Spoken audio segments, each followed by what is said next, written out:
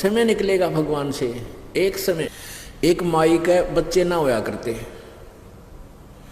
एक संत उनके द्वार पर आता था। माई ने काफी प्रार्थना की। एक दिन उस संत ने कहा कि माई तेरा संतान जब हो जा, भगवान सुन ले तेरी, तो पहली संतान पहला पुत्र मुझे दे देना, मैं अपने शिष्य रूप में रख लूंगा। उसने नो चिंता थी तू बड़ होएगा, तेरी सेवा कौन करेगा। एक बालक बचपन से रंग दूंगा उसने अपनी रंग में, वो संसारिक में ना फंसेगा। तो माई वचनबद्ध होगी कि महाराज अगर मेरे 2 पुत्र हो गए तो पहला बेटा मैं आपने दे दूंगी। पक्की बात से पक्की बात। परमात्मा की रजा हुई, पहला पुत्र हो गया और वो साल भर का हुआ, इतना दूसरा और हो गया, तीसरा और हो गया, 1-2 बेटी होगी। और उससे कई वर्ष हो गए थे शादी ने, उनका संतान ना हुई थी।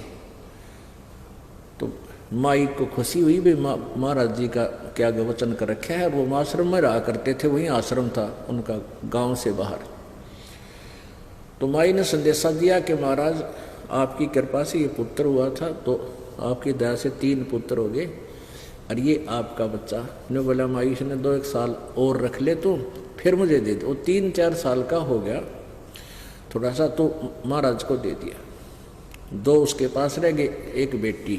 अब वो लड़के को 10-12 वर्ष तक यानी 15, 16, 17 साल का हुआ, तब तक उसने वहीं रखा, अपने आश्रम से बाहर नहीं जाने दिया। कहीं ये नकम्मे बच्चा दौरा बैठ कर बकवाद सीख ले और तुझे छोड़ कर ना भाग जा, इस दृष्टिकोण से। तो आश्रम में क्या करते थे,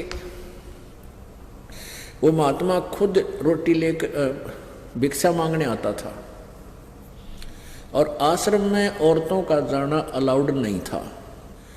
तो महाराज जी जो है खुद भिक्षा लेकर जाता था और बना खा लेते थे, वो लड़का बना लेता था, फिर शाना हो जाता।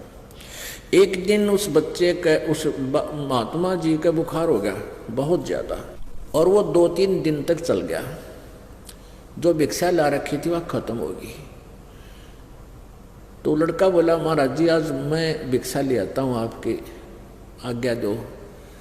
महाराज जी बोला भाई नो करिए, सीधा गली में चला जाना और बाएं मुड़ जाना, और बाएं साइड में ही जो पहला घर हो ना उसमें भिक्षा लाना, और उसमें जो मिला वापस आ जाना, और मत जाना कहीं पर।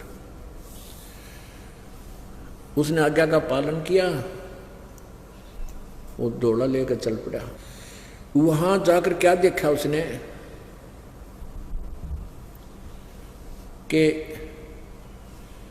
जब उसने कहा कि माई भिक्षा देना, उस माई ने कहा कि जा बेटी, उसकी लड़की से, वो लड़का 18-19 साल का हो गया, वो लड़की थी 15-16, 12-13 साल की, 10-12 वर्ष की होगी। उसकी माई ने कहा कि जा बेटी बाबा जी का भिक्षा गाला। अब वो भिक्षा लेकर गई तो उसने क्या देखा कि उस लड़की की चेस्ट पे जैसे दूध ही उभर आती है बच्चे का।